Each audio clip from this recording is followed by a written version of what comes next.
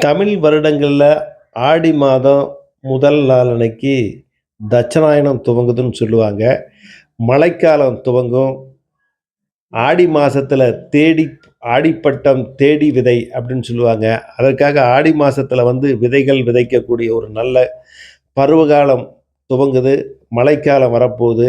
அதை முன்னிட்டு இந்த ஆடி அன்னைக்கு தேங்காய் சுடுதல் அப்படின்னு ஒரு நிகழ்வு நடக்குது. இது சேலம், தர்மபுரி, கரூர், நாமக்கல், ஈரோட்டின் சில பகுதிகள்ல இந்த தேங்காய் சுடுற நிகழ்ச்சி நடைபெறுது. இந்த தேங்காய் சுடும் நிகழ்ச்சிக்காக கடைகள்ல தேங்காய் வாங்குறாங்க. அதுக்கு தேவையான குச்சிகள், இந்த குச்சி 2 வகையானது. அழிஞ்சு குச்சின்னு சொல்லுவாங்க. இந்த அழிஞ்சு குச்சி, வாதநாராயணன் குச்சி தான் நேரா இருக்கும். அதனால தான் இந்த 2 குச்சியும் தேர்ந்தெடுத்து வாங்குறாங்க. நீங்க பார்க்கல கடையில பாசி பயிறு, நாட்டு சர்க்கரை, அவல், பொட்டுக்கடலை இதெல்லாம் வாங்கி இதெல்லாம் உள்ளே போடுறதுக்கு தான் இதை வாங்கிட்டு இருக்கோம். எள்ளும் போடுறாங்க. இந்த மாதிரி இந்த குச்சிகளை நாம் இந்த 2 மரத்தை தேர்வு செய்கிறதுனா இந்த 2 மரமும் நேரான குச்சிகளாக இருக்கும். கசப்பில்லாமல் ஒரு உடம்புக்கு நல்லது தரக்கூடியது அழிஞ்சி குச்சின்னு சொல்லுவாங்க. வாதநாராயண குச்சி, வாதநாராயண மரத்துலேருந்து வரக்கூடியது மிக சிறப்பான ஒரு வைத்தியத்துக்கெல்லாம் பயன்படுதுன்னு சொல்லுவாங்க. நான் வெட்டிட்டு இருக்கிற வாதநாராயண குச்சி தான் நீங்கள் பார்க்குறீங்க. இந்த வாதநாராயண குச்சியை வெட்டி அதை தோலை நல்லா சீவிட்டு தேங்காயை நல்லா சுரண்டி அதுக்கப்புறம் தேங்காயில் ஓட்டையை போட்டு இந்த தீனியெல்லாம் உள்ளே போட்டு சுடுறது தான் இந்த தேங்காய் சுடுதல் நிகழ்ச்சி. இது பெரும்பாலான மாவட்டங்களில், தென் மாவட்டங்களையும் வட மாவட்டங்களையும் முழுமையாக கிடையாது.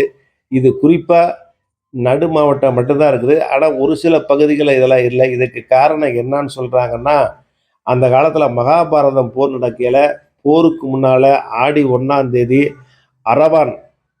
அரவானை பலி கொடுக்குற நிகழ்ச்சி. அந்த நிகழ்ச்சியை அரவானுடைய தலையை வெட்டி அந்த சாமி கும்பிட்டாங்க. அதனால் அந்த நினைவுபடுத்துறதாக இங்கு ஒவ்வொருவரும் தேங்காய்க்குள்ளார போட்டு அந்த தேங்காயை கொண்டு போய் சாமிக்கு பூஜை பண்ணி படைச்சி சாப்பிட்றது அது ஒரு பழக்கமாக இருந்திருக்குது. அந்த மகாபாரதத்துடைய ஒரு நினைவாக 18ஆம் நாள் முடிஞ்ச உடனே 18 போர்க்குளம் முடிஞ்சுன்னு சொல்லுவாங்க. பெரும்பாலும் 18ல் எந்த நல்ல காரியமும் செய்ய மாட்டாங்க. ஏன்னா போர்க்கள காலம் அப்படின்னு சொல்லுவாங்க. அதை தான் இங்கே உங்களுக்கு நினைவுபடுத்த விரும்புகிறோம். தேங்காயில் இருக்கிற தண்ணியெல்லாம் வெளியே எடுத்துட்டு இந்த ஓட்டை போட்டிங்கன்னா பூரா தண்ணி வெளியே வந்துடும். இதில் நாட்டு சர்க்கரை, அவல், பாசிப்பயிறு, எள் இதெல்லாம் போட்டு ஒரு சிலர் அப்படியே போடுவாங்க. நாங்கள் என்ன பண்ணியிருக்கோன்னா ஒரு மிக்சியில் ஒரு ஓட்டு ஓட்டுவோம். ஒரு ஓட்டு ஓட்டுனா சின்ன சின்ன தூளாக உடைஞ்சிரும். அது தண்ணி நல்லா ஊற வைக்க ஒரு வாய்ப்பாக இருக்கும். கூட எள்ளும் போட்டு நாங்கள் மிக்சியில் ஓட்டி அதில் மிக்சியில் போடுறோம் பார்த்தீங்களா, மிக்சியில் போட்டு அதுக்கப்புறம் ஓட்டுனதுக்கப்புறம் அந்த மிக்சியில் இருக்கிறத எடுத்து நாம் வெல்லம் போட்டுக்கலாம். இதை உள்ள தீனியாக உள்ளே போட குச்சி ஈஸியாக சௌரியமாக இருக்கும் போடுறதுன்னு வச்சுங்களேன். அதுக்கு தான் அந்த மாதிரி வச்சுருக்கோம். மிக்சியில் ஓட்டி போட்டு அந்த ஓட்டை வழியாக உள்ள தேங்காயில் நாம் போட்டுடலாம். இந்த தேங்காயை தேர்வு செய்யலை நீங்கள் முழுமையாக முத்துன காயும் இருக்கக்கூடாது, இளம் பிஞ்சாகவும் இருக்கக்கூடாது. ஒரு நடுத்தரமான காயை நீங்கள் எடுத்து ஓட்ட போட்டிங்கன்னா தான் அது வேவறது சரியாக இருக்கும். இந்த மாதிரி குச்சி மாதிரி ஒன்று வச்சு சிறுக்கினிக்கோல்னு சொல்லுவாங்க, அதை வச்சு தான் நான் குத்திகிட்ருக்கேன். உள்ளே போட்டால் சௌரியமாக இருக்குது. நீங்கள் அவல் மிக்சியில் போட்டிங்கன்னா கொஞ்சம் கஷ்டமாக இருக்கும். உள்ளே இருக்கிற தண்ணியை முதல்ல எடுத்தது நீங்கள் பார்த்துருப்பீங்க. இப்போ அந்த ஓட்டை வழியாக கொஞ்சம் கொஞ்சமாக தண்ணியை ஊற்றி ஃபுல் பண்ணணும்னு வச்சுங்களேன். அப்போ தான் ஃபுல் பண்ணால் தான் நல்லா ஊறி வேகும். ஊறினதுக்கப்புறம் கொஞ்சம் கொஞ்சம் தண்ணி கொஞ்சம் கிளறி விட்டிங்கன்னா உள்ளே தண்ணி போகாத இடத்துலாம் போயிடும். குச்சி இந்த மாதிரி நல்லா கூராக சீவி அந்த 3 கண் இருக்குது பார்த்தீங்களா, எந்த கண் அந்த ஒரு கண் மட்டும் தான் நீங்கள் ஓட்டை போட முடியும். மற்ற 2 கண்ணில் நீங்கள் ஓட்டை போட முடியாது, கெடுசாக இருக்கும். அந்த கண்ணை பார்த்து ஓட்டை போட்டு குச்சியை சுத்தியில் வச்சு மேலே குச்சியை தடவி குச்சியில் நம்ம மேலே அடிக்கலை.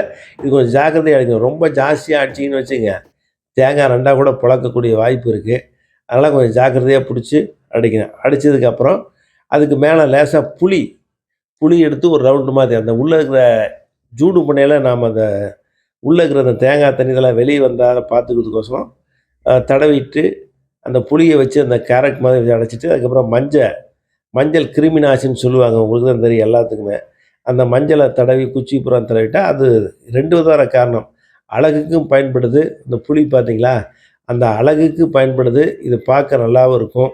அதுக்காக ஒரு மங்களகரமான நிகழ்ச்சியா இது தடவிறோம். தடவுனோன்னா அடுப்பு பத்த வச்சு, அடுப்புல காட்டுறது தான் உங்களுக்கு நீங்க பார்த்துட்டு இருக்கீங்க. அடுப்புல காட்டையில பார்த்து காட்டணும். ஒரு சில டைம் டப்புன்னு வெடிச்சிரும் ஒரு சில காயி. ஒரு சில காய் லேசா விரல் விட்டு வச்சு பார்த்தீங்களா? விரல் விட்டா எடுத்துறணும். அந்த மாரி நேரா பத்த வைக்கணும். இவங்க பார்த்தீங்களா, இவங்க தோப்பூர்ல இருந்து இவங்க தேங்காய் சுடுற நிகழ்ச்சி தான் இங்க நாங்க உங்களுக்கு காமிச்சிருக்கோம். இவங்களும் வெளிய அடுப்பு வச்சு இந்த மாரி நெறைய இடங்கள்ல குறிப்பா ஒரு சில மாவட்டங்கள்ல மட்டும் தான் அது இருக்குது. தென் மாவட்டத்தில ஏன் இல்லைன்னு தெரியல. இது பழக்கவழக்கம் இல்லையா?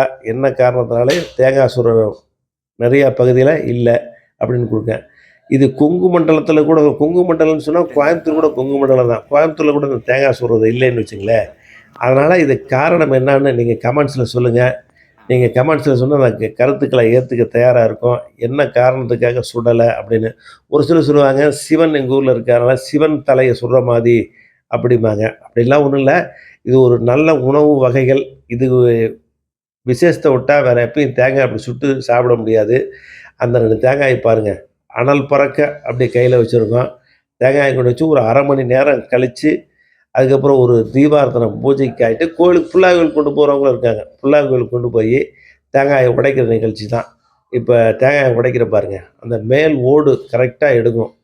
கரெக்ட்டா எடுத்ததுக்கப்புறம் அந்த குச்சியிலிருந்து அந்த மீதி பகுதிய எடுத்துடணும். குச்சி உருவுறோம் பார்த்தீங்களா? குச்சிய எடுத்துட்டு, அப்புறமேட்டுக்கு தேங்காய உடைச்சு, இப்ப கீத்து போடுறோம் பாருங்க. கீத்து போட்டு, அந்த நீங்க எள்ளு, பொட்டுக்கல்ல தனித்தனியா மிக்ஸியில போடப்பட்ட வச்சுக்கலாம். இப்படி அமைப்பா வராது. ஒரே ஒரே மாதிரியா, ஒரே நைஸா இருக்காதுன்னு வச்சுங்களேன். இத அப்படியே அறுத்து நாம சாப்பிடலாம். ரொம்ப அருமையா, சுவையா இருக்கும்.